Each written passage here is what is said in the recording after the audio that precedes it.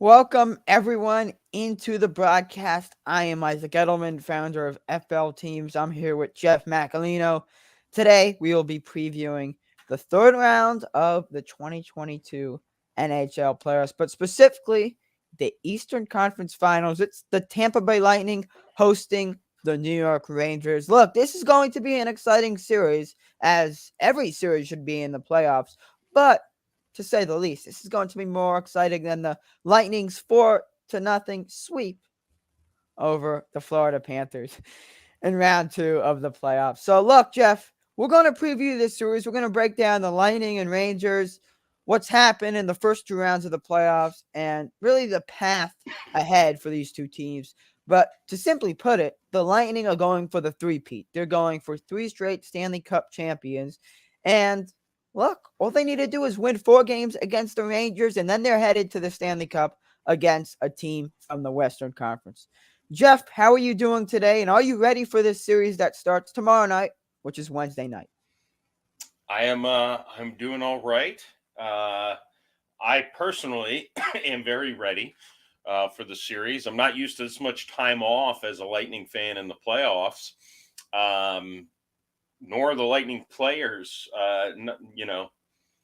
A sweep was probably unexpected by even the Lightning players, to be quite honest, in that series against the Panthers. It's going to be a big rust versus rest kind of thing here with the Rangers and Lightning, because the Rangers just played last night, game 7, their second game 7 of the postseason.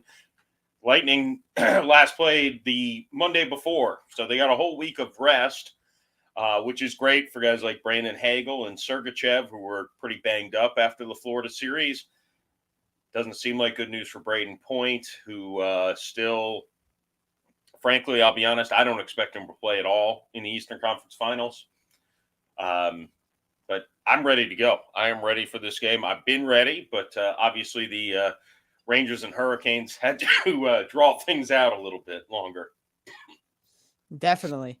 Obviously, and I know you kind of alluded to this, the Rangers have less less rest than the Lightning, which obviously puts the Lightning at an immediate advantage. The Lightning have home ice, which is another advantage. Is that The correct? Rangers have home ice. The Rangers have home ice. Okay, then that's interesting because the Rangers don't have to travel, which is good. But then again, they are traveling from Carolina where they won in Game 7. But to put it at this, the Rangers are a feisty group. They were down twice in their series against Carolina. Obviously, Carolina won the first 2 games, and then the Rangers won the next 2 games. But bottom line, the Rangers were down 3-2 in the series. And it's kind of tough, especially when you don't have home ice. And then in the first round, we can't forget about the first round. They were down 3-1.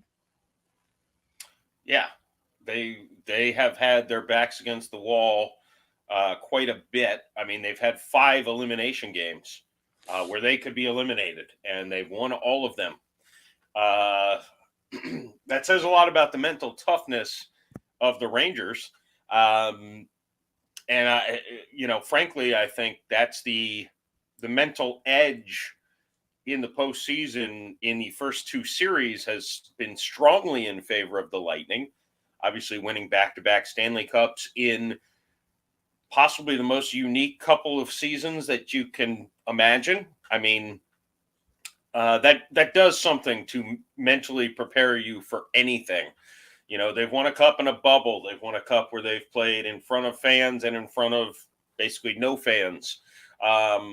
They've had weird travel. They've had no travel, when they were in the bubble. The Lightning, I think you saw, especially in the series against Florida, but in game 6 and 7 against Toronto as well, you saw that they have a mental component that the other team didn't have. A toughness, a grittiness, something to it.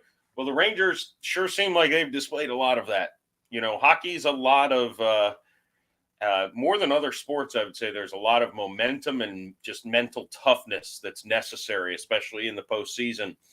And the Rangers sure have shown arguably more of that than any other team. this postseason. Now, rubber meets the road when they face the two-time defending champions who, just beat arguably the best two offenses in the NHL and arguably the best two teams in the NHL in their first two rounds. Frankly, the Rangers are not as good as the Panthers or Toronto, in my humble opinion. The Rangers also did defeat the Lightning in the regular season every time they played. So there is that component to it also. They've also got a goaltender who is as hot as anyone not named Andrei Vasilevsky. So, it's an interesting series with two teams that look like they're very mentally tough and engaged, and goaltenders who are on fire going head to head. So this is a very intriguing matchup that we've got going here. Yeah, and it's also a good matchup between the two coaches. Obviously, coaching matters in the NHL. Gerard Gallant is Coach of the Year finalist. He might win. It's obviously his first year as Rangers head coach, and he's done a tremendous job. Former Florida Panthers head coach. He also won Coach of the Year, the John Adams Award, with Vegas in their expansion year. Obviously, they made it to the Stanley Cup. So Gallant's a fantastic coach. Obviously, John Cooper is an amazing coach. We all know that. He's sadly not a John Adams finalist, but that does not say anything less about him and how he leads this team. Now, look, when you look at it on paper, yes, the Lightning are better than the Rangers, but it really only matters how a team plays, right? Andrei Vasilevsky, amazing. Steven Stamkos, amazing. Kucherov, amazing. Braden Point, amazing, even though he has that injury. Look, the Lightning are stacked. The Rangers are not necessarily stacked. They're a star team, but they're not stacked, right?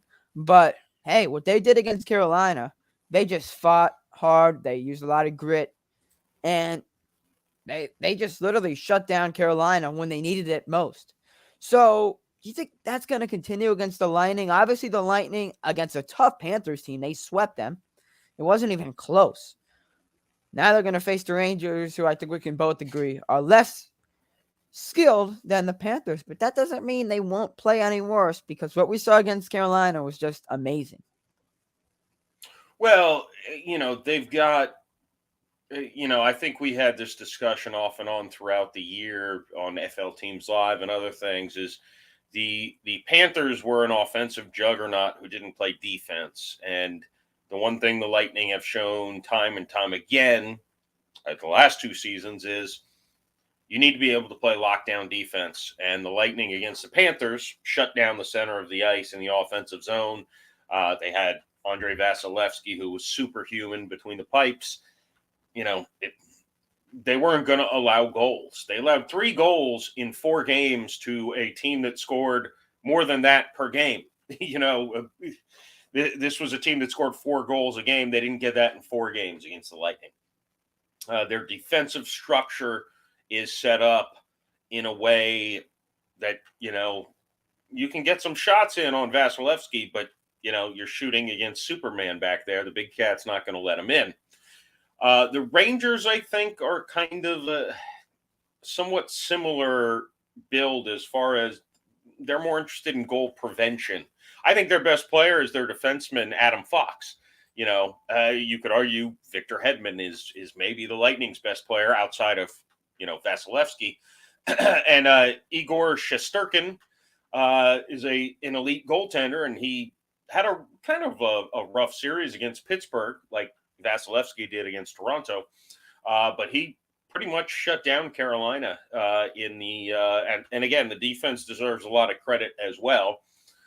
These are going to be low-scoring, drag-out games, similar to what Game 4 was between the Lightning and the Panthers, where at no point in that game did it seem like the Panthers were going to score, even though they kept putting shots on net. The Lightning just seemed to have an understanding that we're giving them a chance or two here or there, but we've got a rock on the back end who's going to stop everything. Eventually, we'll get one to trickle through, which they did on a weird goal by Pat Maroon, who, would have have probably been my last pick for the guy who would have scored the game-winning goal. Um, but aside from that, no, I don't think you're going to see a lot of high-scoring games between these two teams. I think there's going to be a lot of 2-1, 3-1, 1-0, 2-0 type games in this series. I think they're both going to just rely on the backbone of their team, which is right now their goaltenders and their defense. Especially, again, I don't expect to see Braden Point at all.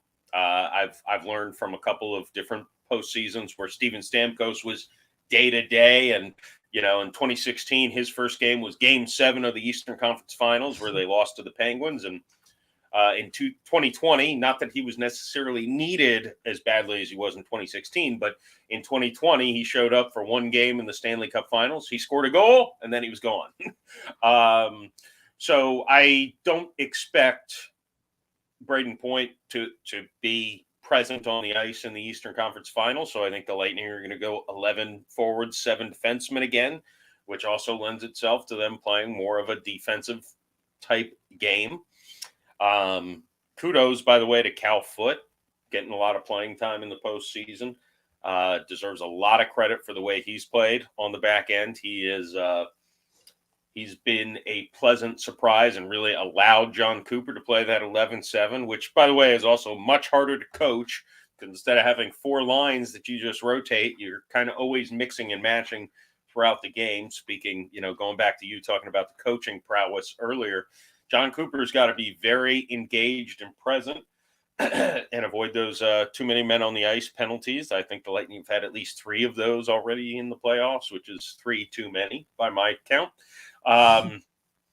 But no, I think these are going to be low-scoring games where a lot of it's going to end up depending on who gets more power plays, because I do think that's going to make a big difference. The Lightning power play has been pretty good. Their penalty kill has been outstanding for the most part. They gave up a couple to the Panthers, but, aside from the Panthers' first series, that's a good result against Florida. And against Toronto, they were also very good. And Toronto had, I think, the best power play in the NHL during the regular season. So the Lightning have faced the 2 most offensive juggernaut teams, I think, in the league. And they've come out, smiling and happy and moving on. So, I think they're ready for another grinded out type series where, you get a Pat Maroon goal or a Pierre-Edouard Bellemare goal, or, these little tricklers, Ross Colton, who leads the team in goals. He'll probably tack on a couple. Hopefully, one guy I want to see put some in the back of the net is Steven Stamkos, who I don't think scored against the Panthers just off memory. I think he's got 2 from the Toronto series. I'd like to see him tally a couple. But no, I think these are going to be low-scoring games, grinded out type hockey.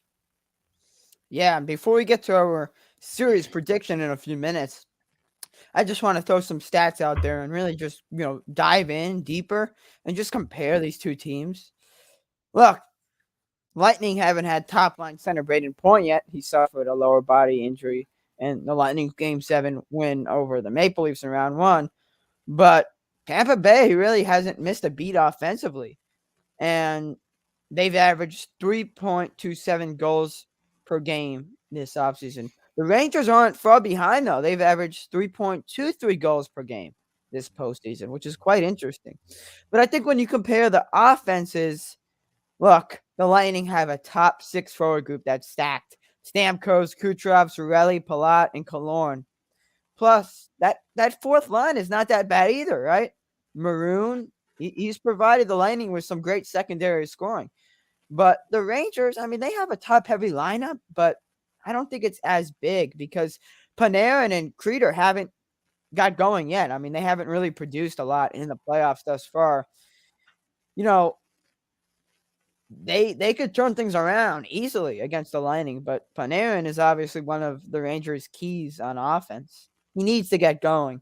So when you compare the 2 offenses, it's even, but you just look, the Lightning have a bit more depth in terms of their offense. Now, defensively is interesting, right? Fox, is elite. He leads all NHL defensemen this postseason in points and assists. And look, I don't think he could be going up against anyone else better than the one and only Victor Hedman. But the Lightning also have amazing defensemen outside of Hedman. Cernak, McDonough, and Bogosian. They've been solid as well. So this is really even hockey.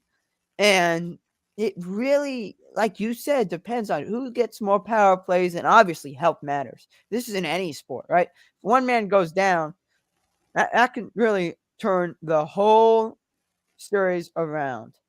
But when you look at it, the goalies are even, the defense is even, and the offense is even. It's going to matter who stays healthy. It's going to matter how many power plays each team gets. And most importantly, game one is going to be important. The Rangers are coming off limited rest, like we said, but they are the home team in Madison Square Garden. I think they easily have the best fan base in the NHL. Maybe they don't have the nicest fan base, but they definitely show up in the playoffs. Jeff, I think with that said, maybe that's helped you. I don't know.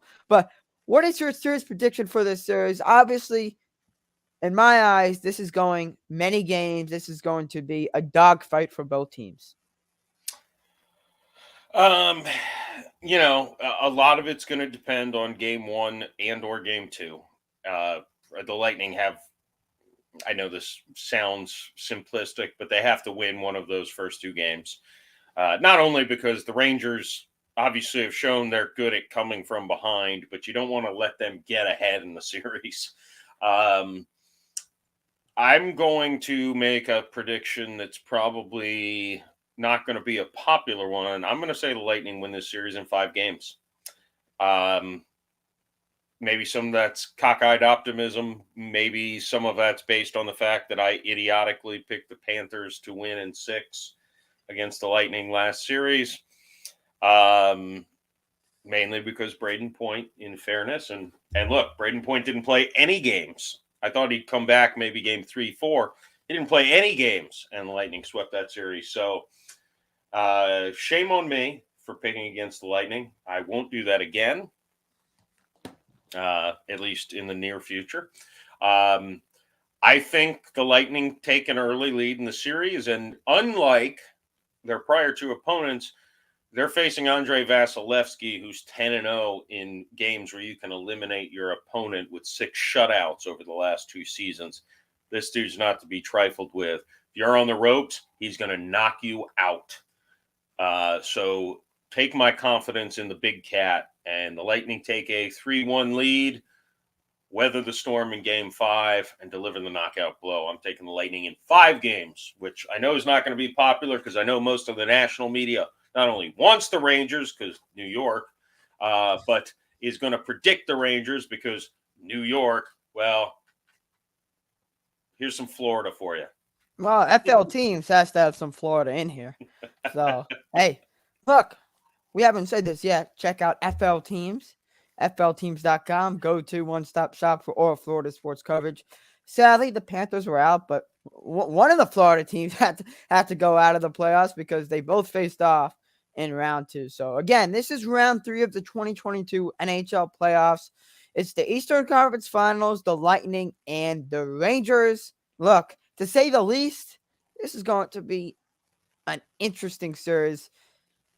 Obviously, it can go either way, and that's probably is the case with almost every playoff series, not even the NHL, right? With the NBA, I know the NBA playoffs are going on at the same time. So again, check out FL Teams. We'll be providing coverage for as long as the Lightning stay in the playoffs, right? As long as they stay alive, because, well, the Panthers are out, and in terms of the NBA, the Miami Heat were sadly eliminated in Game 7 against the Boston Celtics. So the Lightning are the only playoff team left in the state of Florida. Will they capture the three-peat? Well, they have to win 4 games against the Rangers in Madison Square Garden. And look, only time will tell what happens. Jeff, thanks so much for joining me to preview this series. Again, opening puck drop is Wednesday nights. That will be game 1 at MSG in New York. I'm Isaac Edelman, founder of FL Teams. Thanks for watching. Go Bolts. Have a good rest of your day.